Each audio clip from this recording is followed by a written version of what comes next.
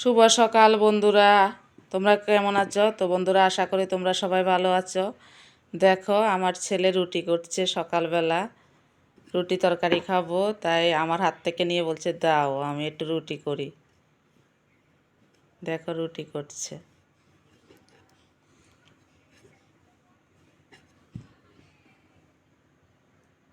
ও বাবা, সুন্দর হয়েছে তো, থ্যাংক ইউ। বাটি? হ্যাঁ, নিয়ে আসছি, তুমি বেলো।